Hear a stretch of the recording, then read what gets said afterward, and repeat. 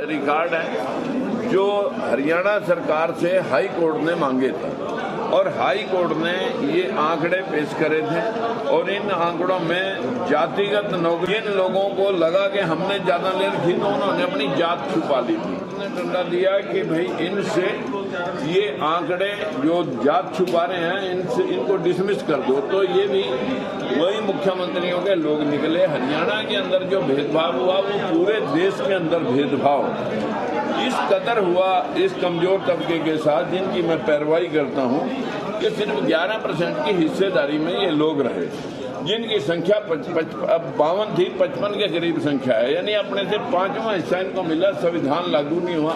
इसी व्यवस्था को देख करके कमजोर आदमी इंसाफ लेने के लिए कमजोर आदमी राजनीति में एस्टेब्लिश हो नहीं सक रहा और कमजोर आदमी अपने घर गृहस्थी चलाने में कहीं इतना कमजोर पड़ चुका है कि उसकी आवाज भी उठाने वाला कोई नहीं। जब हम आवाज उठाते हैं बड़ी पार्टियों से टिकट लेकर के 3 बार सत्ता छोड़नी पड़ी। चौटाले पे भी मंत्री पद छोड़ना पड़ा, बंसीलाल पे भी छोड़ना पड़ा और बीजेपी में भी सांसद पद छोड़ना पड़ा। जब सुप्रीम कोर्ट के फैसले भी हमें लागू होते दिखाई नहीं दिए जो बैकवर्ड के पक्ष में सुप्रीम कोर्ट का फैसला है।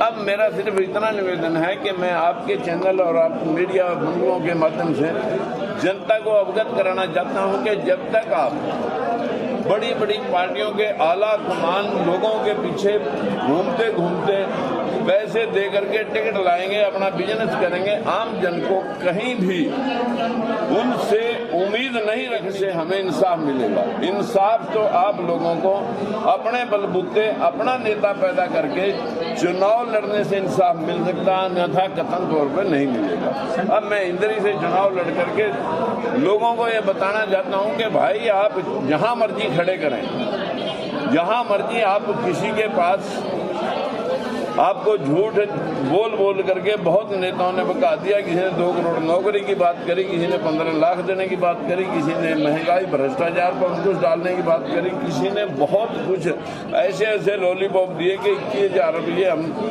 बेरोजगारी बता देंगे। जो अनाप शनाप जो लोग बोलते हैं वो सिर्फ आपको चीट करने के लिए बोलते हैं। मैं इस प्रकार की व्यवस्था का पक्षधर नहीं हूँ। मैं कहता हूँ एक परिवार में एक रोजगार सुनिश्चित होना चाहिए।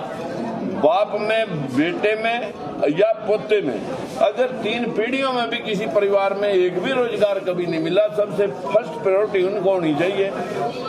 अगर नहीं मिलेंगे तो 10वीं 8वीं बच्चे जरूर मिल जाएंगे जिनको क्लर्क भी भर्ती कर सकते हैं, माली चपड़ासी भी लगा सकते हैं। लेकिन प्रोटेक्शन जैसे आज मीडिया के बंधुओं ने प्रोग्राम करके अपनी प्रोटेक्शन मांगी है, हम उन घरों के लिए प्रोटेक्शन कहते हैं कि जिनको अभी तक किसी प्रकार का भी संरक्षण प्राप्त नहीं है, जिनके पास ना जमीन है और ना उद्योग धंधा है, सिर्फ शरीर है। जब तक शरीर चलता है तब तक घर चलता है।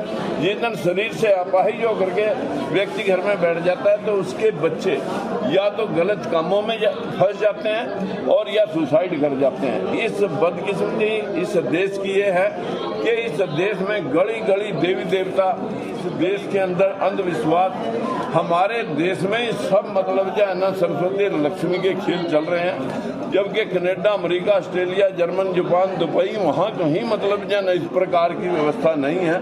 जबकि सारा धन और ज्ञान जापान जैसे कंट्रियों के पास है जो बुद्धिस्ट कंट्री है। हमारे देश का प्रधानमंत्री बाहर जाएगा बुद्धिस्ट कहता है, दुनिया ने लोगों को युद्ध दिए, हमने बुद्ध दिए। यहाँ अगाध विश्वास फैलाते हैं हिंदू मुसलमान का, पाकिस्तान भारत का। इस व्यवस्था को ठीक करने के लिए आम जन की सुख सुविधा के लिए हम लोगों ने काम करना है।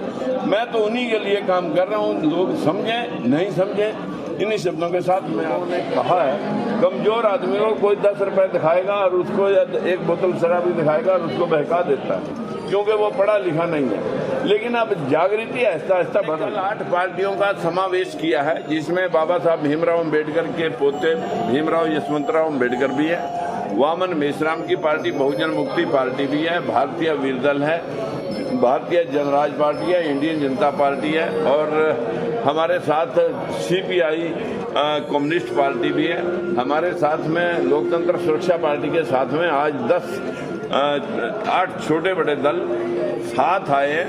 हम दावे से कहते हैं कि पूरे हरियाणा भर की सभी सीटों पर चुनाव लड़े। इन्होंने हमारा चाहिए वो हमारे इस मूवमेंट के साथ जो इत्तेफाक रखते हैं। अब राहुल गांधी जी ने कहा था कि हम जाति की जनगणना करेंगे और 100% सभी जातियों का हिस्सा मेरी जेब में जो कॉपी है, मैं हमेशा एक ही बात का पक्षधर हूं कि अब आरक्षण 100% होना चाहिए, ना कि किसी चमार का, ना कि किसी बैकवर्ड का। ब्राह्मण बनिए ठाकुर, सबको आरक्षित कर दो, लेकिन संख्यानुपात में। ये ना हो कि 15% 75% के मालिक बने रहें, और ये भी ना हो कि 85% लोग सिर्फ 25% में जूते खाते रहें। सबको हिस्सा मुताबिक आज सुनिश्चितता चाहिए। मतलब देश में जैसे वोट सबके बराबर है, वैसे ही अधिकार भी सबके बराबर है।